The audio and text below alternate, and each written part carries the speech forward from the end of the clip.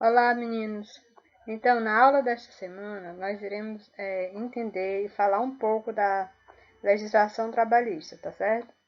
Então, a legislação trabalhista foi criada para ajudar os empregados de uma determinada instituição ter seus direitos, né? E vamos entender e buscar o que ela nos traz de importante. Então, apesar das críticas atribuídas à legislação trabalhista brasileira, devemos reconhecer que ela foi uma importante conquista para o trabalhador, pois ela garantiu direitos básicos para o exercício digno das suas atividades profissionais. Entretanto, devido aos inúmeros dispositivos jurídicos e um ambiente fértil para conflitos entre empregador e empregado, que em geral acabam sob a gestão da área responsável pelas pessoas. Então, devido a isto, é muito importante ao profissional da área administrativa que atua nesta área compreender a legislação e desenvolver domínio técnico jurídico para resolver prováveis questões jurídicas, bem como balizar, ou seja, igualar suas atividades diárias da área. Aí nós vamos entender um pouco sobre esta legislação, tá certo? Bom, pessoal, então falando aqui dos princípios constitucionais, né?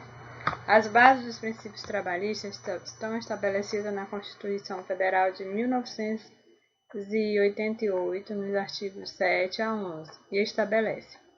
No artigo 7 fala que são os direitos dos trabalhadores urbanos e rurais, além de outros que visem a melhoria de sua condição social.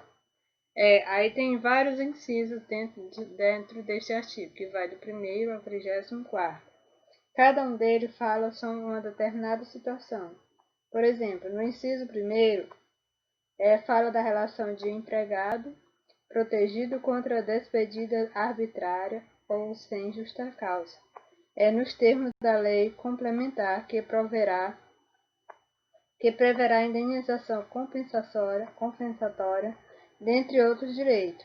Aí no inciso 2 fala do seguro-desemprego, o terceiro fala de fundo de garantia, o quarto do salário mínimo, o quinto do piso salarial. Isto é importante porque cada categoria de profissional tem o seu piso salarial determinado em lei. O sexto, sobre redutibilidade do salário. O sétimo, garantia do salário. O oitavo, 13º salário. O nono, remuneração do trabalho noturno superior ao diurno. Aí vai, todos os direitos do trabalhador está dentro deste artigo aí, que vai. Cada inciso fala de determinado direito referente ao trabalhador, tá certo? Já no artigo 8º, fala que é livre a associação profissional ou sindical, observando o seguinte. Aí tem o inciso 1 ao 8º, do 1º ao 8º. Aí cada um dos incisos fala sobre o direito também em relação ao profissional, né? Por exemplo, no inciso 1º, fala que a lei não proverá exigir autorização do Estado para a fundação de sindicato, ressalvando o registro no órgão competente, vedados ao poder público a interferência e a intervenção na organização sindical. Aí mais o artigo 8º é mais falando referente à associação profissional ou sindical de cada categoria. Cada categoria tem uma associação ou um sindicato que possa defender seus direitos. Já no artigo 9 fala o seguinte: é assegurado o direito de greve, competindo aos trabalhadores decidir sobre a sua oportunidade de exercê-los e sobre os interesses que deve, por meio dele, defender. Aí tem o parágrafo 1º e o parágrafo 2º, né? Onde o primeiro diz que a lei definirá os serviços ou atividades essenciais e disporá sobre o atendimento das necessidades inadiáveis da comunidade. Já no parágrafo 2º, fala dos abusos cometidos sujeito os responsáveis apenas da lei. Aí temos ainda o artigo 10º, que estão dentro desses princípios, e o 11º, onde o 10º fala que é assegurada a participação dos trabalhadores e empregados nos colegiados dos órgãos públicos em que seus interesses profissionais ou previdenciários sejam objeto de discussão e deliberação. E no artigo 11º, fala das empresas de mais de 200 empregados, que é assegurada a eleição de um representante destes com a finalidade inclusiva de promover-lhes a entendimento direto com os empregados. Então, as bases dos princípios trabalhistas estão aí nessa Constituição, dentro desses artigos aí, do 7º ao 11º, tá certo? Bom, meninos, então agora vamos falar sobre a Justiça do Trabalho. A Justiça do Trabalho é composta por juízes vitalícios, aprovados em concursos e provenientes da advocacia e do Ministério Público do Trabalho. Então, os litígios, as divergências que envolvem o trabalhador e empregador são julgados na Justiça do Trabalho, seguindo a legislação aplicável e a estrutura composta por 3 instâncias. Vamos saber aqui quais são essas 3. A primeira instância refere-se à vara do trabalho. É constituída por um juiz do trabalho titular e um juiz do trabalho substituto. Ao todo, são 1.109 varas do trabalho em todo o país, com 2.288 juízes, sendo 1.109 titulares e 1.179 substitutos. Eles são responsáveis pelo julgamento apenas de conflitos individuais entre o empregador e empregado, e essa tal demanda é formalizada na vara, na forma de reclamação trabalhista. Já a segunda instância, que é os Tribunais Regionais do Trabalho, são instalados no Distrito Federal e em 22 estados. É composto por 315 juízes, distribuídos de acordo com o movimento processual do tribunal. Então, a terceira instância aí é a instância extraordinária, que é o Tribunal Superior do Trabalho. É constituída por 27 ministros, é escolhido entre brasileiros com mais de 35 e menos de 65 anos, nomeado pelo Presidente da República, após aprovados pela maioria absoluta do Senado Federal.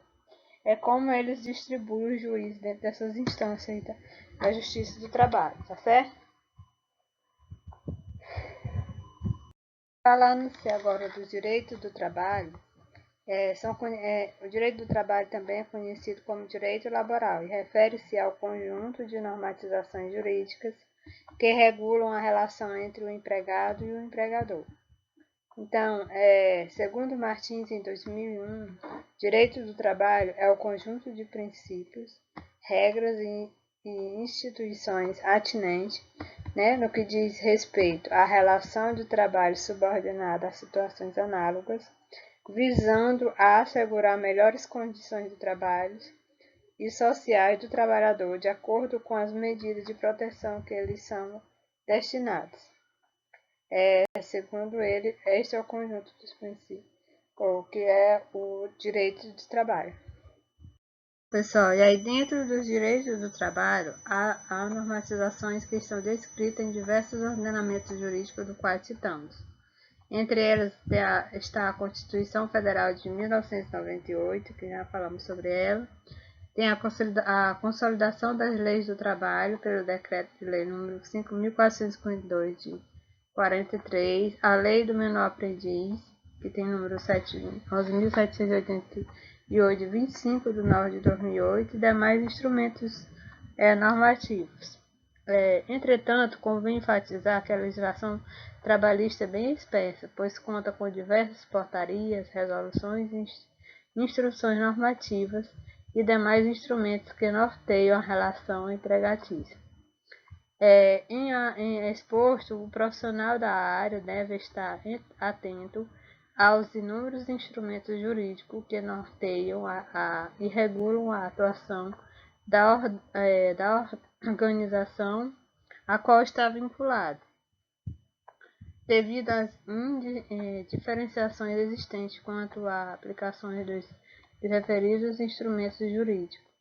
Habitualmente, é interessante que o profissional da área administrativa Consulte sites disponibilizados em livros e para se atualizar sobre essas mudanças que vem sempre ocorrendo, sobre as questões de portarias, resoluções, instruções normativas. Às vezes isso acontece, de acordo com os governos, né?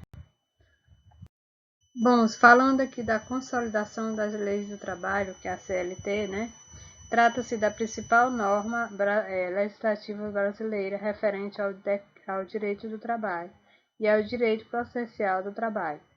Ela foi instituída pelo Decreto de Lei de 5.452, como falado no slide anterior, de 43, né? E representa um importante marco para a conquista dos direitos relativos ao trabalhador. Participaram da elaboração da lei o presidente Getúlio Vargas e os juristas Viana, Oscar Saraiva, Luiz Augusto, entre outros. Ela foi sancionada pelo presidente Getúlio Vargas unificou toda a legislação trabalhista existente no país. Então, o objetivo principal desta ação foi a regulamentação das relações individuais e coletivas do trabalho, conforme apresentado nos dispositivos da lei, da referida lei, né? E isto está sendo falado dentro do artigo 1º ao artigo 3º, incluindo seus parágrafos e incisos pertencentes ao referido artigo. Por exemplo, no artigo 1º da CLT, da Consolidação das Leis do Trabalho, fala que o seguinte: esta consolidação estatui as normativas que regulam as relações individuais e coletivas de trabalho nelas previstas. Aí vem o artigo 2º com seus parágrafos e vem o artigo 3º que fala que considera-se empregado toda pessoa física que prestar serviços de natureza não eventual a empregador sob a dependência deste ou mediante o salário. Aí tem o parágrafo único deste artigo que fala: não haverá distinções relativas à espécie de empregado e à condição de trabalhador, nem entre o trabalho intelectual, técnico e manual. Aí são os 3 artigos que estão dentro da CLT, tá certo?